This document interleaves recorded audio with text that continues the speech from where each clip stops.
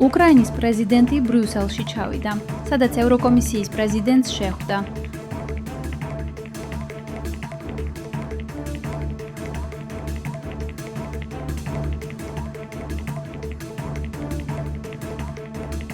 მთელი მსოფლიოს ყურადღება მომავალი კვირის დასაწყისში ვაშინგტონისკენ იქნება მიპყრობილი. კანცლერმა გადაწყვიტა პრეზიდენტ ზელენსკის ვაშინგტონში თანახლდის.